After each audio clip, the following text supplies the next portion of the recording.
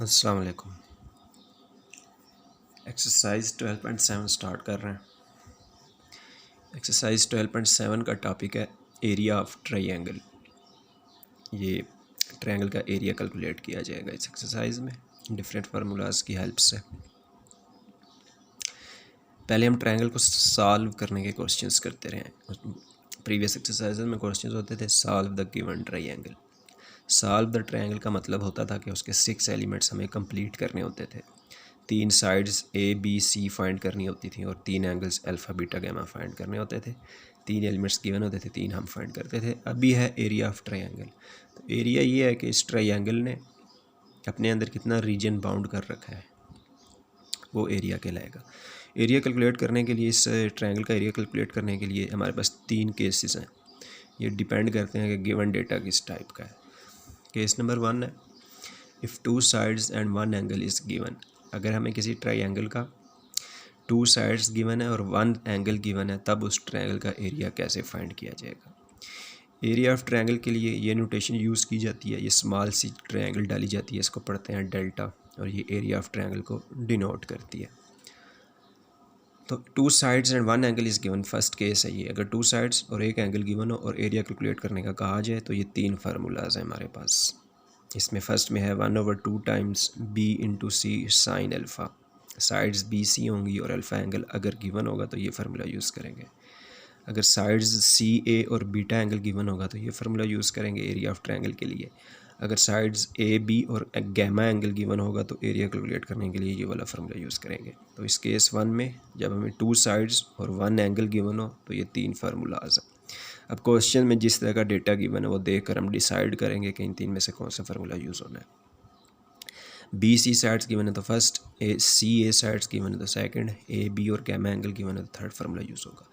Case 2 में है कि अगर 1 साइड एंड 2 एंगल्स गिवन हो, 1 साइड हो गई। अब केस 1 में 2 साइड्स थी, केस 2 में है कि 1 साइड गिवन हो और 2 एंगल्स गिवन हो। तो एरिया ऑफ ट्रायंगल कैलकुलेट करने के लिए ये 3 फार्मूलाज हैं। अच्छा, ये वाला जो केस है इसमें जब 2 एंगल्स गिवन है तो इस केस के जो 3 फार्मूलाज हैं, इन तीनों के अंदर तीनों एंगल्स यूज़ होते हैं। इन तीनों फार्मूलाज में तीनों एंगल्स यूज़ होते हैं। फर्स्ट में अल्फ़ा बीटा गैमा, ये सेकंड में अल्फ़ा बीटा गैमा, ये थर्ड में अल्फ़ा बीटा गैमा।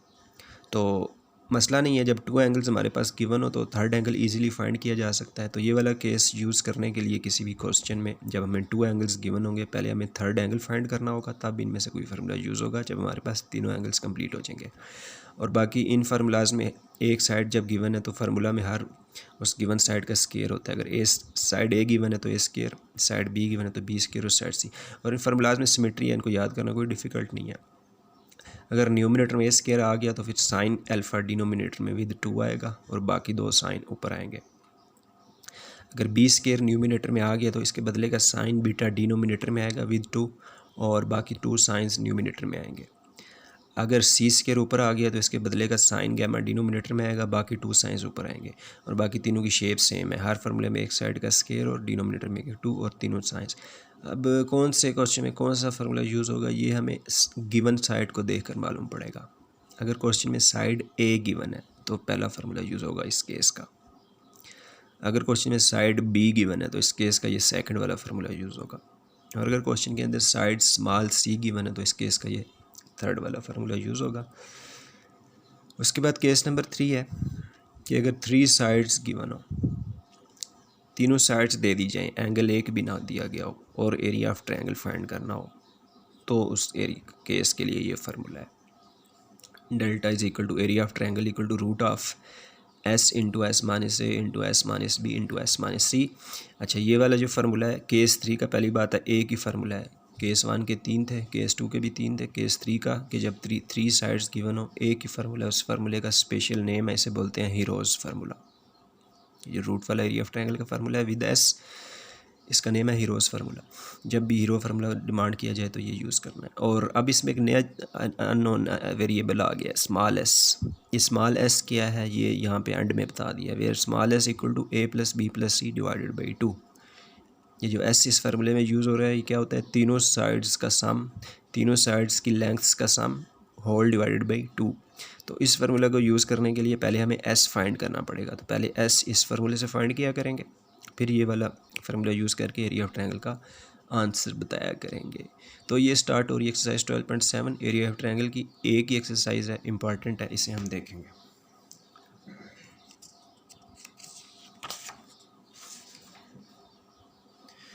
तो क्वेश्चन नंबर 1 है, find the area of the triangle A B C capital कोई ट्रायंगल है, given 2 sides and their included angle. जैसा कि दिख रहा है पार्ट 1 में 2 साइड्स गिवन है और एक एंगल गिवन है, तो उस ट्रायंगल का एरिया फाइंड करना है। स्मार्ट सिलेबस में क्वेश्चन 1 का पार्ट 1 इंक्लूडेड है।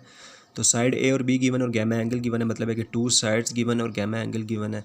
तो कौन सा केस बना, ये जो अभी फार्मूलाज देखे हैं, 2 साइड्स और 1 एंगल, तो ये पहला केस है। अब कौन सी 2 साइड्स गिवन है, साइड्स ए और बी गिवन है और एंगल गैमा गिवन है, ए बी और गैमा। तो इस केस 1 का वो फार्मूला तलाश करना है। केस 1 के ये जो 3 फार्मूले, इनमें से वो फार्मूला तलाश करना है जिसमें ए बी और गैमा मौजूद हो, तो वो ये तीसरा वाला है।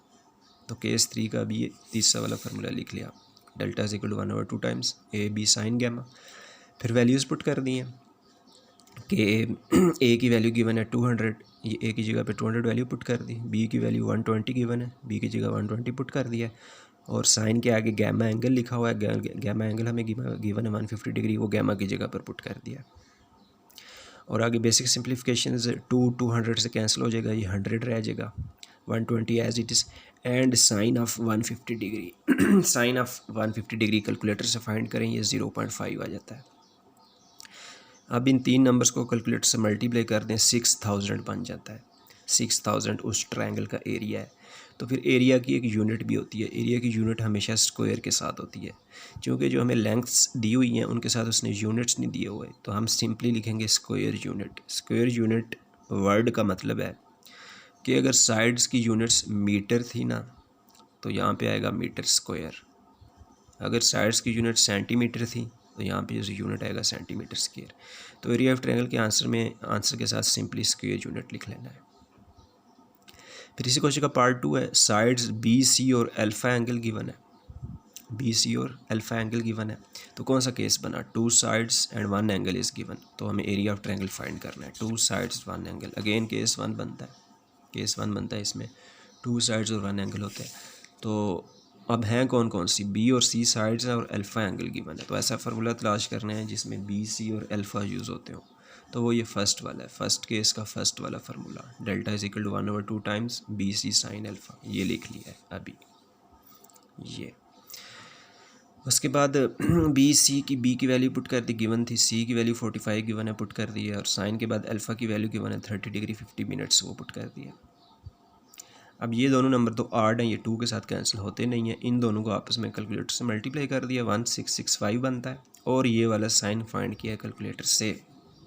अगेन ये साइन कैसे फाइंड होगा, सिंपली साइन लिखा, और ये एंगल क्या है, ये है 30 डिग्री, ये 30 लिखा, डिग्री के लिए जी बार बार बताया ये वाला बटन है, और फिर 50 पर मिनट है, मिनट के लिए भी बटन यही वाला प्रेस करना है।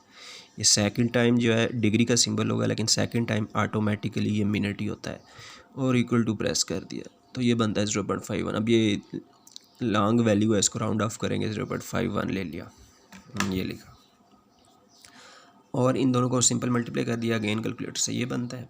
फिर इसको 2 से डिवाइड कर दिया तो 426.69 बन जाता है, which is the answer with again square units. ये क्वेश्चन नंबर 1 के स्मार्ट सिलेबस के यही 2 पार्ट्स थे। नेक्स्ट क्वेश्चन नंबर 2 आएगा।